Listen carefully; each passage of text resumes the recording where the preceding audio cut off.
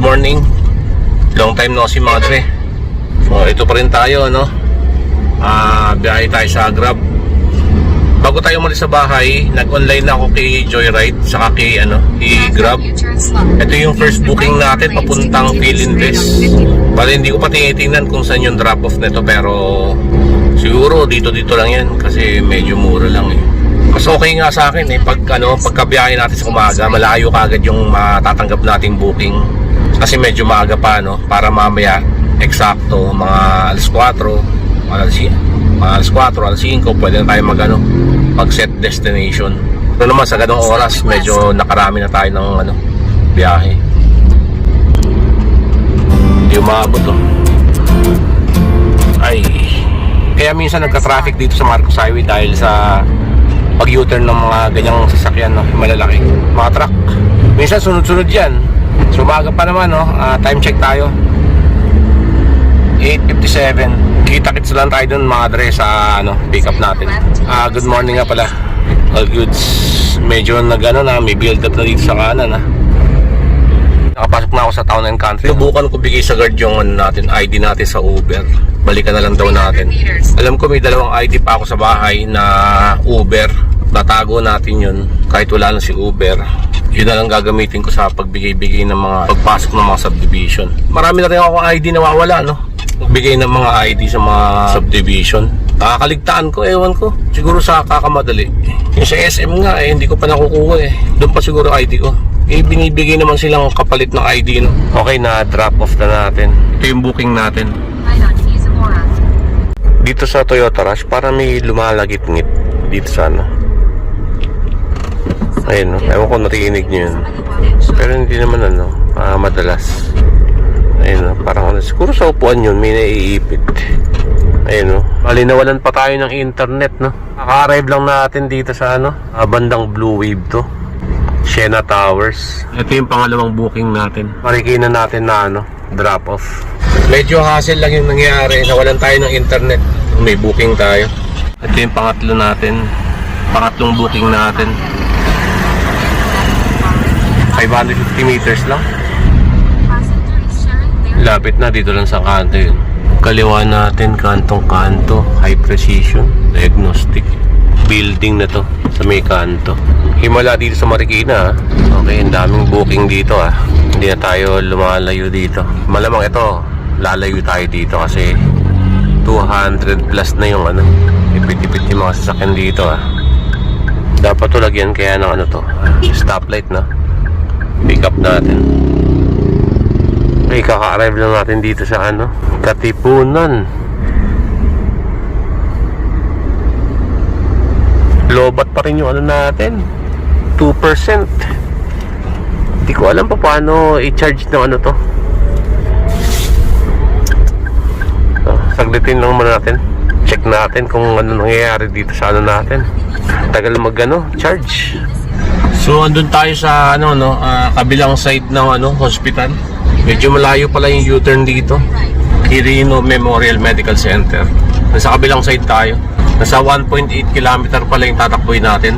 Doon lang tayo tumambay kanina sa malapit sa pinag-drop off natin. Dito nga pala daan natin sa yung bagong tulay ginagawa dati. Yung galing ng Kali Industria. So pangalawang beses pa lang tayo dito nakadaan. Okay, dito na tayo sa drop off. Di ba ito mas okay, no? Hindi pa bumababa yung sumakay sa atin. May pumapasok na agad na booking. So dito tayo ngayon sa Pasig. May susunduin tayo. Bali dito yung pick up natin sa SM. Yan sa may bandang sakayan ng jeep. Diyan natin pipick upin. Ito yung booking natin. Mukhang wala dito yung natin susunduin natin sa SM So 5 minutes lang tayo dito, pwede mag-stay. Hintayin natin. Ewan ko lang kung nasan na siya. Wala naman lumalapit pa dito or tinatawagan natin, ayaw sagutin. So ikot tayo, baka abutin tayo 5 minutes. Tayo mag-shoulder ng bayad dito. Labas na tayo dito. Parang no show yung pasahero natin ngayon. Makapasok lang, sir. Pag no show talaga yung pasahero na to, anin natin. cancel natin yung booking. Kanina dito tayo tumambay, umikot tayo, so wala yung pasahero, so bumalik tayo dito, no? Mukhang walang naghihintay, so ano na lang natin to, cancel natin yung booking. Walang lumalabas na no show yung pasahero. May enforcer dito sa Pasig, madre. Bale, tumabi muna ako. Kaka U-turn ko lang dito eh. Wala naman nakalagay na no U-turn, no. So ito yung enforcer, oh. Hindi ko lang alam kung lalapitan tayo nito. Sana hindi tayo lapitan. Okay, ito yung enforcer, madre. So nag U-turn tayo. Stay muna tayo dito, no. Hanggang mamaya. Kasi may pick up tayo eh. So tingnan natin. Salamat hindi tayo nilapitan. Bale, dyan tayo nag U-turn, no. Mahigpit pa naman dito sa Pasig. Waiting tayo dito, no. Pagka ayan, abante yan. Pag yan, dumiretso pa doon, hindi na tayo umalis dito. Hassle din yung ginawa ng pasahero dito sa yung nagpa-pick up dito sa SM. No show. So umikot pa tayo sa supermarket, wala pa rin siya. O anong gagawin natin, di ba? Tapos walang liwilitaw na no show yung pasahero. Ni-report natin 2 beses kay Grab. Tingnan natin kung anong magiging sagot nila. Nagkaroon lang siguro ng problema sa app ni Grab. Kahit maghintay ka ng 10 minutes siguro doon, walang lumalabas na no show yung pasahero. Ibig sabihin, pag walang lumabas na no show doon sa sa booking ng pasahero, pag kinancel mo, walang mapupunta sa yung 50 pesos kahit maghintay ka ng 30 minutes. So dito yung natin, panibagong booking. In-accept ko na rin 100 pesos. Ito yung booking natin, 100 lang. Bali, tinanggal ko nga pala kaninang umaga yata yung saver. Kahit walang saver, ang baba pa rin ng booking na to. Sana sobrang lapit lang nito, Pag kinumpir mo naman siguro sa saver, baka lang to, 50 pesos lang to. Okay, ito na yung pick up natin. So siguro dito na tayo mag-waiting ng natin, Kakababa lang din. Nag-lock na naman yung hindi natin offline. Dito lang, 106 seater. Hindi lang kaya ito sasakay. Hanap tayo dito ng mga paradahan. Tahimik na tahimik. Dito. Sana okay dito, hindi tayo masita. Bale, depende pala sa laki ng bahay, Pag tumira ka sa subdivision na ganito, malaki-laki yung bahay mo dito sa mga ganito subdivision. Yung monthly dues dito, sabi ni ate, yung natin, pasahero natin dito, taga dito, nasa 25,000 daw binabayaran nila eh. Nagulat ka ako, kala ko monthly. Binabayaran nila, yearly. So malaki din, Kaya ayoko tumira din sa mga ganito eh. Siguro pag nanalo kayo sa loto, okay na tumira sa mga ganito. Mumulubi ka sa monthly dues pa lang yun Kala ko nga amilyar yung sinasabi. Pero dun sa amin, hindi naman siguro yung bahay, yung laki ng bahay, laki ng lote. Pero dito sa mga subdivision na mga ganito kalalaki, depende daw kung gaano kalaki yung lupa mo dito, kalawak. Yun ang babayaran mong monthly dues. So lumalabas siguro mga 2,000 yata mahigit kada buwan binabayaran sa mga ganitong medyo malawak din kasi nila yung lupain nila dito. Wala pa rin booking. Pag inabot tayo ng alas 12 dito, dito na tayo kumain, pananghalian natin. Magaganda talaga yung bahay dito sa Paliberte. Ito nga pala yung ID ko sa Uber. So natago pa natin. Tagal na ito. Ay, kinancel lang pasahero natin sa Joyride yung booking. Papunta na sana tayo eh. Parang pinaalis lang tayo sa natin, sa pwesto natin, Nakalilim tayo, nakatulog tayo. Sobrang init ngayon. Sana makakuha ulit tayo ng booking. Hindi makapaghintay yung nag-book dito sa Joyride.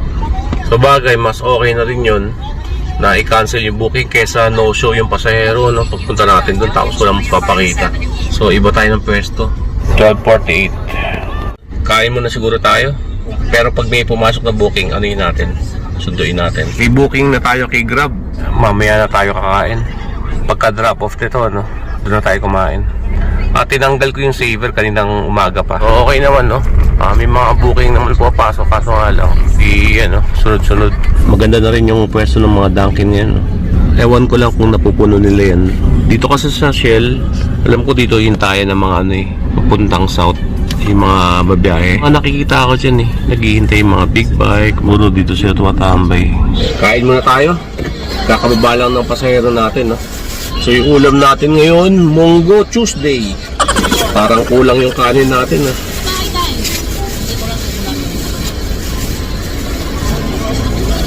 Kamadre, kain muna tayo. Offline muna ako. Ito lang naman yung ulam natin. So simple lang. Lamnan lang yung tiyan natin. All goods na yun. Okay, may booking. Kakatapos lang natin kumain. Meralco. Nagpahatid.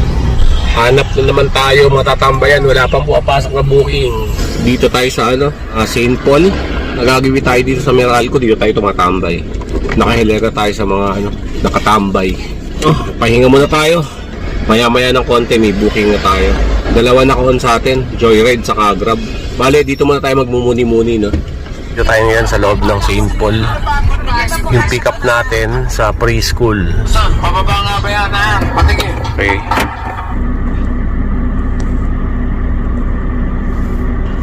Okay, dito na tayo na, no? Acacia Estate. Yung drop off natin. Andito nga tayo sa Acacia Estate, no? Sa bandang kaliwa may Save More dito. Bili muna tayo ng merienda natin. So saglit lang naman. Sabihin lang natin may kukunin lang tayo para hindi na tayo bayad sa parking. 15 minutes. 10 minutes tayo. Pwedeng maggala-gala dito sa loob, no? Okay, dito yung Save More. Diyan tayo bibili ng banana Q. Nababa na tayo. Parang di na tayo abutin ng 15 minutes. Kalimutan ko pa yung pera ko, no? Hinala ba akin ito, no? Magkano yan?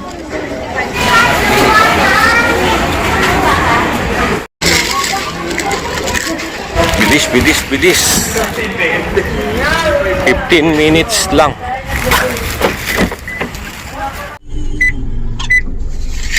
Bali nasabi lang sa atin yung taga dito masarap daw yung turon dito, no? So try natin. Wala kasi tayo mabibili na merienda dito eh. Para paglabas natin dito na tayo maghihintay ng booking. 15 minutes lang, sana 10 minutes lang yan na natin. Nagbayad pa kasi tayo eh. Okay na. The all goods, nakalibre tayo ng nakapasok na tayo sa Save More. Nakabili tayo ng merienda natin. Buti wala masyadong pila sa cashier. Halos mga foreigner din yung mga nakapila sa cashier eh. Marami kasi ditong condominium na sosyalin. Hindi kasi tayo pwede dito eh. Yung basta-basta mag-park sa gilid-gilid. Alanganin. Nakita niyo walang nakaparada. Pakadaanan tayo ng guard dyan, wala pang 5 minutes. Masisira lang yun natin paghihintay ng booking. Siguro labas muna tayo dito. Bali, iniwanan ko naka-on yung Joyride sa Grab. Walang pumapasok ng booking. Maaga pa kasi, 2:52. Siguro mamaya may mga magbubook yun. May pumasok na booking, mga dre. Sakto, lapit lang. So kakaliwa na tayo dito. Ayos. Yan, dito pala yung pasukan yan. Turn right. Then turn right. Tsaka tumama si Wiz, Nang yan, niligaw tayo ni Wiz. Mali kasi nilagay nilang pin eh. Ito nga pala yung booking ko kay Joyride. Bali, naghihintay pa rin tayo, no? Tagal bumaba. Habang naghihintay, no? Shooting muna tayo dyan, no? Wala naglalaro. Kainin ko muna yung nabili natin sa turon.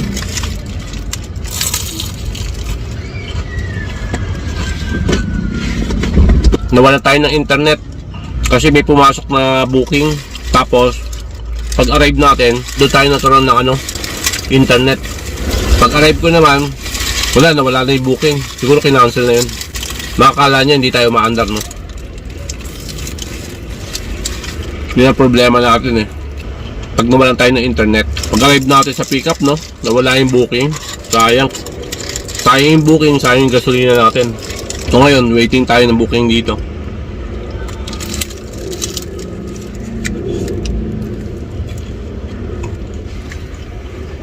Mamaya na lang pag may booking na tayo. Grabe, sobra pagka-drain itong battery na to. Dito kasi ako kumukonect na internet, no? Sa isang cellphone ko. Itong hawak kong video. Dito na ako sa BGC. Bale, hindi ko na tinitingnan kung nakailang booking na tayo ngayong araw. Dire-diretso lang, accept. Kasi minsan nagdududa ako, no? Kinakabahan din ako minsan. Baka may inaccept tayong booking, GrabPay, tapos hindi pumasok dito kay Grab. Wala pa naman siguro pagkakataon na ganun. Napakaraming Grab, no? Wala pang nagko-complain yata sa mga ganun bagay. Minsan din kay Uber, no? Pumapasok din sa atin yung ganun pagkakataon, kaya nililista natin. Kada booking natin, kada may papasok na booking, nililista natin. Gusto ko nga pakita sa inyo yung listahan ko dati, no? Yung panahon ni Uber. Ando pa sa bahay eh. Kada accept natin booking, no, nililista ko. Nililista ko lang doon. Hindi yung pick up, hindi yung drop off, kung hindi yung fare lang. Doon tayo nagbabase ng mga booking natin. Okay, waiting pa rin tayo dito ng ano, no? Nasa elevator na daw siya. Nasa BGC tayo. Nag-set destination na tayo, no? Time check tayo, 4:33 ng hapon. Bale, ito yung pumasok na booking sa atin. Napaaga yung ano natin, pick up natin dito, napindot ko. So wala pa yung pasahero natin, no? Hindi pa nakakasakay. Na ano ko, napindot ko. Hindi ko alam kung ano, yung mga ibang pasahero ko nabibingi eh. Kung naririnig nila yung sinasabi ko. Pag sinabi kong ano, halimbawa, anong mas madaling daan, no? Kakaliwa ako, kakaanan ako. Hindi naririnig. Kasi minsan, ganun ako eh, tinatanong ko yung pasahero ko kapag loading pa rin si Waze. Kasi minsan doon sa pick up location nila walang internet, eh hindi natin ma-Waze. So tinatanong ko talaga kung saan nila gustong dumaan. Ayun, yung mga iba sinasabi, bihira lang naman yung mga ibang pasahero na di nila alam yung pupuntahan si Waze, lang yung susundan. Ganun lang sinasabi. Yung mga iba, deadman naman, hindi nagsasalita. Yun. Napakabihira lang naman yung mga ganun pagkakataon. Yung pasahero na hindi nagsasalita. Hindi ko lang alam saan tayo maghihintay ng booking. Diretso to papuntang Eastwood. Wala tayong matatabihan dito sa CP Garcia. So doon na tayo tumambay siguro sa Eastwood. Total, ganitong oras, rush hour na, 5:06. So sa kabilang side, sobrang traffic na, halos hindi na kumikilos. So, daming truck. So tamang oras na to para mag-set destination tayo. Doon na lang tayo paikot-ikot sa SM Marikina. Baka san-san pa tayo mapadpad nito eh, pag namanggap tayo ng booking, naka-open.